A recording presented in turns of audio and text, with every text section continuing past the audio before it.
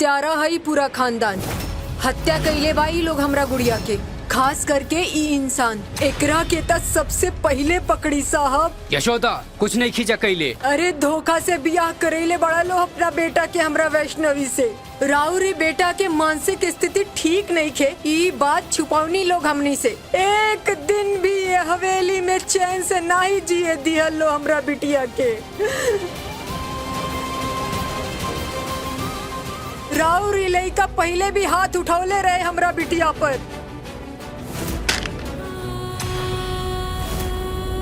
और ये अब जान से मार दिया लो। और रउआ कहता नहीं कि कुछ नहीं की कैले। यशोदा तो हर सब शिकायत जायज बा। यशोदा मानतानी हमनी से गलती भइल बा, लेकिन एकर मतलब ई त ना है लेकिन हम एकरा मारे के चाहत रहनी। तू अगर बेटी खोले बाड़ू तो हमनी हो गया बहू खोले बानी जा। का फर्क बा बेटी और बहू में? नुकसान तो हमरा भी बहुत बड़ा भइल बा। फर्क बा बड़की मालकिन, अरे बहुते फर्क बा बड़की मालकिन, बहुते फर्क बा। रात रात भर जाग के रउआ नहीं की सुलौले हमरा गुड़िया के, ई फर्क बा। इतना साल से सीना से लगा के पाल पोस के रउआ नहीं की बड़कैले हमरा वैष्णवी के, ई फर्क बा। एक छोट मोट तकलीफ के ख्याल रउआ नहीं की रख ले। अरे रउआ तो 4 दिन जिंदा न रख पैनी हमरा बिटिया के ही हवेली में, और आज कहतनी कि नुकसान बराबर के बा। ई देखी देखी ई सब चेहरा रउआ के दुखी लागता। ई झालर वाला साड़ी, ई फैशन ऐसन होला दुखी चेहरा। अरे जौना लड़की के पति कोनो औरी लड़की के साथ दिन रात गुलछर्रा उड़ाए, ऊ लड़की के त ये हाल होके के रहला। यशोदा बस, बबुआ के खिलाफ एगो शब्द ना। और ही एगो बात, गलती अगर हमरा से भइल बा तो तू कौनो कमी ना छोड़ ले बाड़ू। यशोदा इतना मुश्किल से वैष्णवी और कार्तिक एक दूसरे के करीब आवत रहले, लेकिन तू होकर गृहस्थी में आग लगा देलू। बाकिर हम तब तक न पहनब जब तक कि हमार मौसी के माथ पर लगल कलंक न मिट जाई, और जब तक ऐसा ना होखी हम और कार्तिक जी अपन गृहस्थ जीवन ना शुरू करब जा।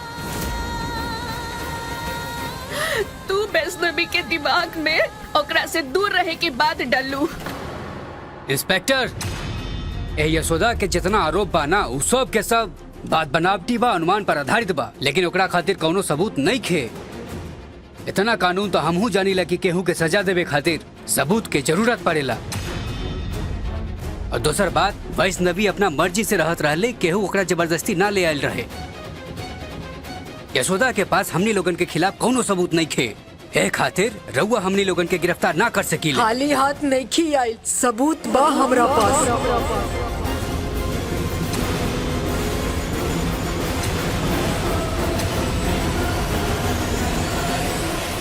सप्तपति के 7वां वचन के अनुसार पति पत्नी के जीवन में कोनो भी अन्य स्त्री या पुरुष का स्थान नहीं होके चाहिए। फिर त्रिदेव मतलब ब्रह्मा, विष्णु और महादेव माता अनसुईया जी के पति व्रत धर्म के भंग करे के कोशिश काहे कैले? हमार दम घुटता मैया, ऐसन में हम उत्तर कैसे सोची? सोच पैबू ना मूर्ख लड़की।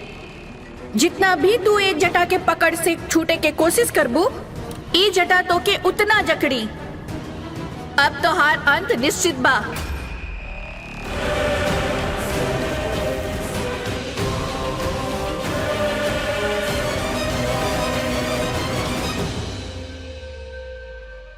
अंदर आई रउआ लोग।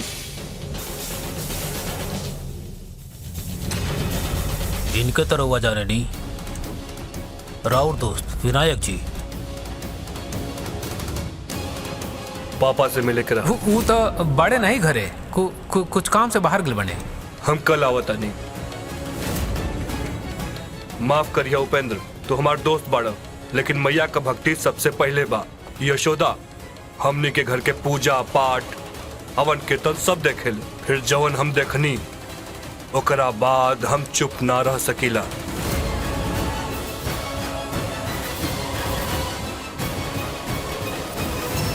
ठाकुर साहब तो घर पर हुआ तो मिलना काहे नहीं। पहले हमें लगल कि घर में मातम बा, एक खातिर तो जाए खातिर कहताड़ा, लेकिन जब यशोदा गांव वालन के बुलौलस तब हम बुझनी कि तू वैष्णवी के मौत के राज छुपावत बड़। ये सच नहीं खे। अच्छा तो रउआ इनसे झूठ काहे बोलनी? इनके पहचाने नहीं रउआ? के हई हम एके नहीं जानत। रउआ ना ठाकुर साहब, राउर नौकर मटरू जानत बा हमके। शमशान के बहरे अर्थी का सामान लकड़ी बेचिला हम। मटरू दुकान पर सामग्री लेवे आ रहा है और वो बतौलस कि घर में कवनो मौत हो गईल बा। लीला और ये सुना, आर्थिक सामान लेवे जा तो ज्यादा डिटेल में जानने की जरूरत नहीं बा। बोल दिए कि उमर गल बतौरिया। वैसे भी एक कार्तिक की वजह से पूरा गांव में छीछा लेदर होला हमनी के। मौत के खबर फैलल तो नया बखेड़ा खड़ा हो जाए। अब जा।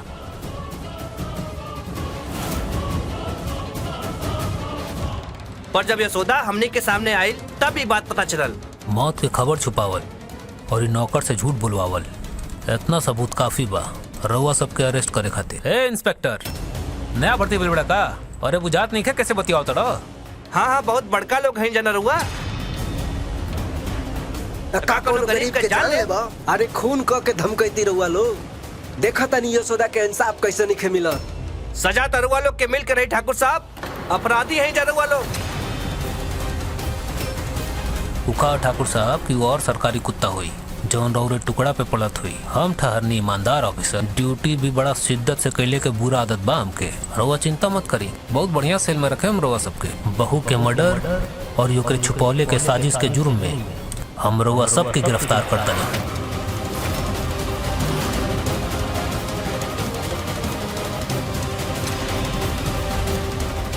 निर्दयी बाड़ानी, इनका के तो फांसी पे चढ़ा दे चाहिए। कुल सा बच्चा पर जरा सा भी दया ना आइल।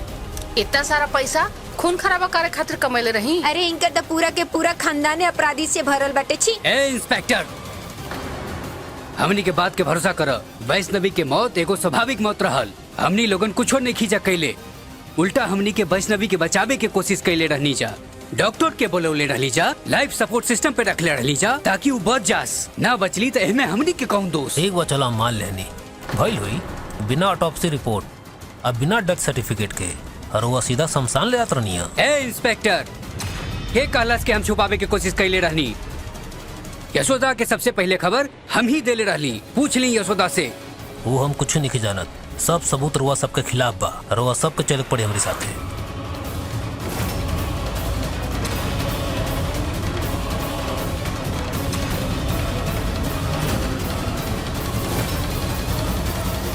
केहू के कोनो गलती ना है इंस्पेक्टर। जवन कुछ भी भल बा सब कुछ हमरे वजह से भल बा। आज हमरे वैष्णवी का जान हमरे वजह से गईला।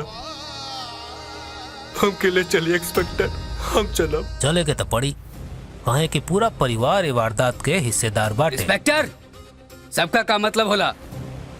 अम्मा कहीं ना चाहिए, उम्र के तो लिहाज करतनी। कानून उम्र नहीं जुर्म जाने ला। माफ करी, लेकिन रुआ सबके चले पड़ी। बाबूजी, लॉयर अंकल के फोन लगाई। ए एहसान फरामोश, अरे हमरे टुकड़ा पर पलल बाड़ी, हमरे के जेल भेजा तारी। नहीं दी, ये वैष्णवी के ऐसे ना छोड़ सकीला। ओकर अंतिम संस्कार करे के हमके ओके ऐसे ना छोड़ सकीला। अब जॉन कुछ भी करे के बाटे जेल में करिया या फिर मानसिक अस्पताल में। हमने के चले के, लेकिन हमके अपने पत्नी की आखिरी बार मंगलसूत्र पहनाने में नहीं तो ओकरे आत्मा के शांति ना मिली। ये सब बंद कर नौटंकी। ई देखा, ई निशान त याद हुई न ताके। इहे हाथ पकड़ के घर से निकाले खतरा खींचत रहला ना तू, जब हमार बिटिया दम तोड़ला सा।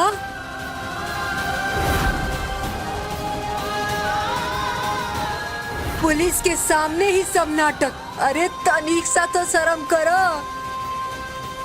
बस जसोदा, जेल भेजे के बाना हमनी सबके, जा तानी जाना। हमरा कार्तिक बिटुआ के कुछ कहिया जान, मुंह बंद करा। ए यशोदा, एक सुहागन के बिना मंगलसूत्र के आखिरी विदाई दिहल बहुत पाप होला। तरह तो सब शास्त्र के ज्ञान बानू, शांति से सोचा। इंस्पेक्टर साहब, हम रउआ के हाथ जोड़त बानी, बबुआ के मंगलसूत्र पहना लेबे दी। पहना दे।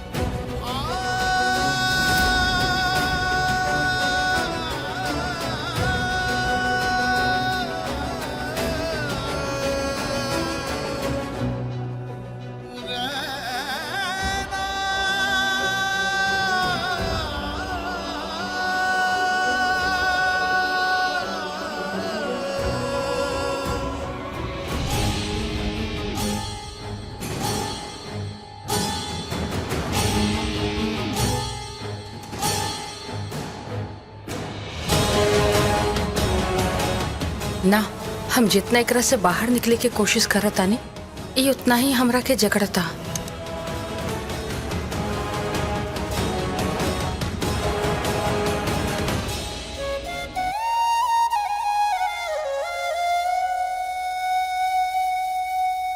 सुबह शाम ले नाम तुम्हारा, तुम आई जब हमने पुकारा। सूर्य देव की बहना प्यारी, मिले मैया कृपा तुम्हारी।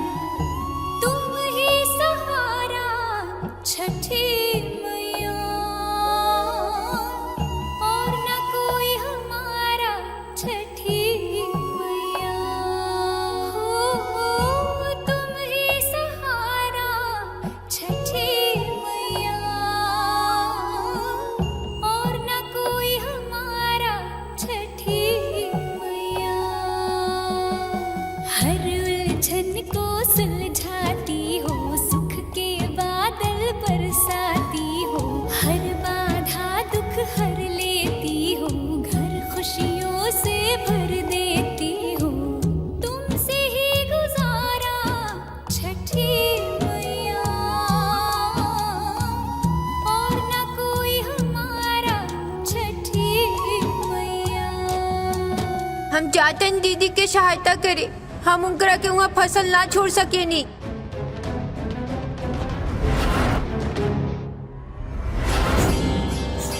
द्वार खोला दीदी, हमारा आवाज आवता। यमदेव, द्वार खोली।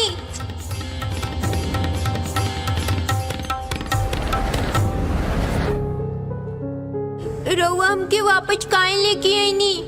हमके दीदी की सहायता करेगे बा। भावना में तो भूला तारा शशव, जब मनुष्य यम द्वार के पार पहुंच जाए तो स्वयं देवता भी उनकर सहायता ना कर सकेला। लेकिन रउआ तो सहायता कर सके नी ना मैया। दीदी पर इतना बड़का संकट आ गइल बा, फिर रउआ शांत काहे बनी? मृत्यु लोक में रह के तारा पे तामसिक वृत्ति के असर होकर जात बा शशव। थोड़ा धैर्य लावा अपना अंदर। कैसे लाई धैर्य मैया, हम आप नहीं हैं। हमके दीदी की हाल लिखे देखल जात। समय अवधि समाप्त होखे वाला बा वैष्णवी। अगर तू उत्तर ना देलू तो कुछ ही क्षण में ई पेड़ तो के समाप्त कर दे। सबके हथकड़ी पहनावा।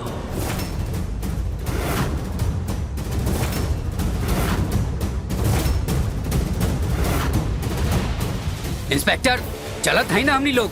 हथकड़ी पहना के जलील कईल जरूरी बा। जेल जाता नहीं रहूँगा, लॉन्ग ड्राइव पे नहीं, हथकड़ी पहने के पड़ी सबके। जा लो।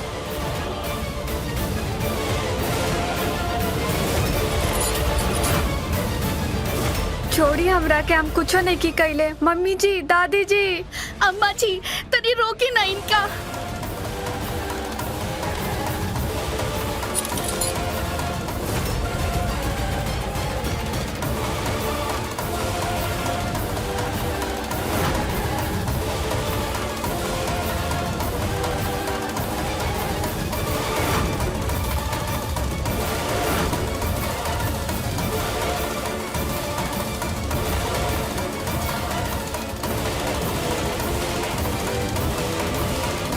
एगो सुहागिन के अपने पति के हाथ मुखाग्नि मिलल, ओकर अधिकार होला यशोदा। तू वैष्णवी से गुस्सा में ओकर अधिकार छीनत बाड़ू। ऐसन मत करे यशोदा, तोरा के श्राप मिली। तू तो सारा विधि विधान जानत बाड़ू। थोड़ा तो ठंडे दिमाग से सोचा, पता नहीं जेल में हमरा साथ का होई, लेकिन हम कोशिश करब कि जल्दी से जल्दी हमरा बेल मिल जाई, ताकि हम अपन वैष्णवी के आखिरी बिताई। ए यशोदा, हमर इंतजार करी है। माफ करें बड़की मालकिन, लेकिन अब हम अपना बिटिया पर रउआ सबके गंदा साया कबो नहीं पड़े देम। रउआ सब लायके नहीं की कि हमरा बिटिया के अंतिम संस्कार कर सकी। ना जाने कौन दानव के कुदृष्टि पड़ल बा तोहरे ऊपर, जे तोरा के कुछ समझ नहीं आवत यशोदा। वैष्णवी जब जिंदा रहली, ओकर गृहस्थी तू आगे ना बढ़े देलू। अब ओकरा जाए के बाद ओकर अंतिम यात्रा में भी विघ्न डाले तारू। तोरा के बहुत श्राप लगी। जवान लड़की के लाश के पास बैठल बानी, एकरा से बढ़ के का श्राप हो सकेला बड़की मालकिन। बस बहुत सब्र कर लेनी, हम बहुत सह लेनी। अब हम अपन मातृ धर्म निभाए, अपना बच्ची के कातिल कुली के सजा दिला के रहे। हम नहीं छोड़े वो लोग के। हम जाना तानी कि मैया हमरा साथे इंस्पेक्टर, बाड़ी। चलो।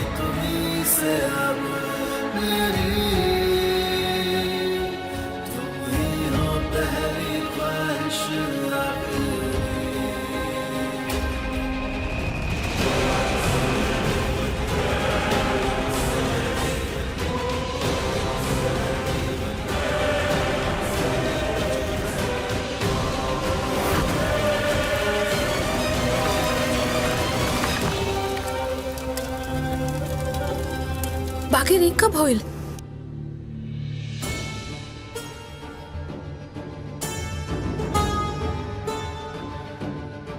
हमरा ये सब याद काहे नहीं ई थी? यमलोक है वैष्णवी। एजा भूत, वर्तमान और ई भविष्य सब एक साथ चलेला।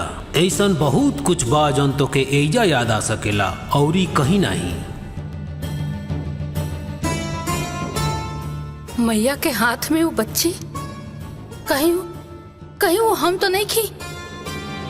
मनुष्य के तप में इतना बल होला कि वो स्वयं भगवान के भी ओकरी समक्ष झुकले पे मजबूर कर सकेला।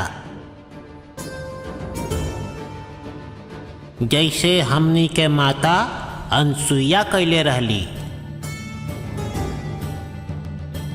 सब छठी मैया के चमत्कार है। वो हमेशा से हमार रक्षा करत अली है और आज भी करत आ रही। समय समाप्त होत जातटे वैष्णवी। उत्तर द ब्रह्मा विष्णु और महादेव माता अनसुईया जी के पति व्रत धर्म भंग कैले के कोशिश काहे कैले? एक बार जब त्रिदेवियन के बीच में बहस होखत रहे कि तीनों में से श्रेष्ठ पतिव्रता देवी कौन बाड़ी, तब नारद मुनि तीनों माता लोग के अत्रि मुनि के पत्नी अनुसुईया के बारे में बोलन। माँ लक्ष्मी, माँ पार्वती और माँ सरस्वती। माता अनुसुईया के बारे में जान के आश्चर्यचकित रह गई कि कोई उनका से भी बड़का पतिव्रता कैसे हो सकेली। यही खातिर तीनों लोग ब्रह्मा विष्णु और महादेव से माँ अनुसुईया से परीक्षा लेवे खातिर अनुरोध कैलन। जेकरा पश्चात त्रिदेव सन्यासी के भेष में माता अनुसुईया के आश्रम में पहुँचलन और उनका से भिक्षा मांगलन, परंतु शर्त ये रखलन कि उनका के निर्वस्त्र होके भिक्षा देवे के पड़ी, तभी वो उनका के स्वीकार करिए। माँ अनुसुईया असमंजस में पड़ गईली। अगर निर्वस्त्र होके भिक्षा ना दिली तो साधु के सेवा ना कैला के दोष लगी, और जो हो जाई तो पतिव्रता धर्म के नष्ट हो जाई। तब वो अपन तप के बल से अभिमंत्रित जल त्रिदेव पे छिड़कली और तीनों शिशु रूप में उनकर समक्ष आ गईले। तब एगो माँ के रूप में माता अनुसुईया ब्रह्मा विष्णु और महेश के अपन संतान के रूप में भोजन करेली। एक तरह से अनुसुईया माता सप्तपदी के 7वां वचन के पालन कैली।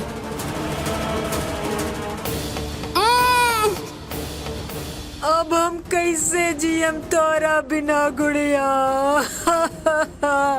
ये सब का हो गइल रे? देखिए बहुत सारा आरोप बा, फिजिकल और mental torture to the point of death. अब बेल तो कोर्ट से मिल सकेला। अरे तो करवावा ना। कैसे? कोर्ट 3 दिन खातिर बंद बा। हो जा 3 दिन में यशोदा वैष्णवी के अस्थिया भी बहा दिहन।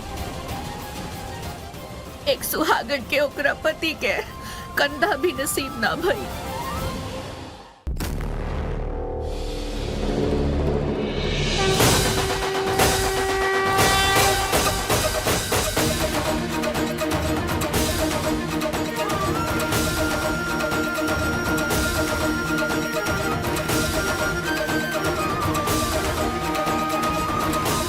मैया वैष्णवी, तू 7 द्वार काल चक्र समाप्त होखे से पहले ही पार कर ले लू। अब तू पृथ्वी लोक पे वापस जा सकेलू। बाकिर ज्ञात रहे, अगर तहरा के अपन परिवार में वापस जगह बनावे के बा ता ओकर लड़ाई स्वयं ही लड़े के पड़ी। अब हम कैसे जियम तारा बिना गुड़िया?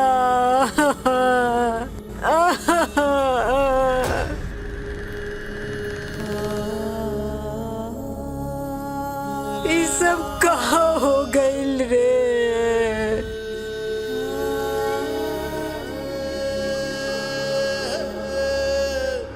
मैया मैया मैया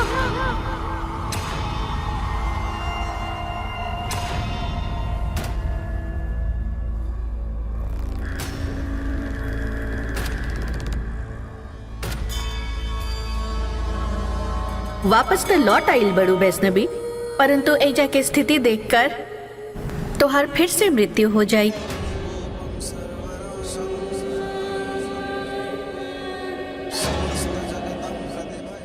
हॉस्पिटल सेल बनी, डेड बॉडी कहाँ बा?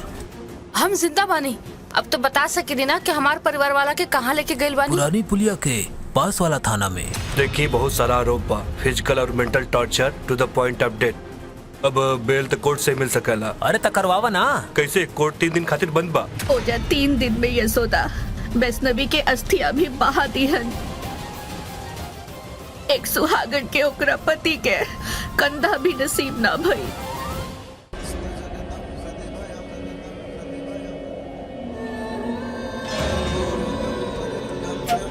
मौसी रहुआ? ई गुड़िया, अरे अरे तू ठीक बाड़ू? अरे ये चमत्कार हो गई। हमार गुड़िया वापस आ गई। हमार गुड़िया वापस आ गई। गुड़िया, अरे ई कपड़ा ई हम कब पहननी है?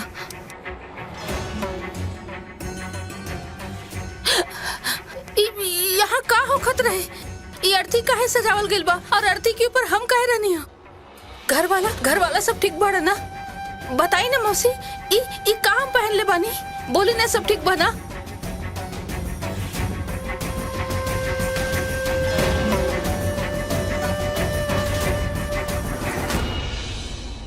हॉस्पिटल सेल बनी, डेड बॉडी कहाँ बा?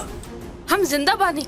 अब तो रुआ बता सके ना कि हमारे परिवार वाला के कहाँ लेके गइलन? पुरानी पुलिया के पास वाला थाना में। देखिए बहुत सारा आरोप बा, फिजिकल और mental torture to the point of death. अब बेल तो कोर्ट से मिल सकेला। अरे तो करवावा ना।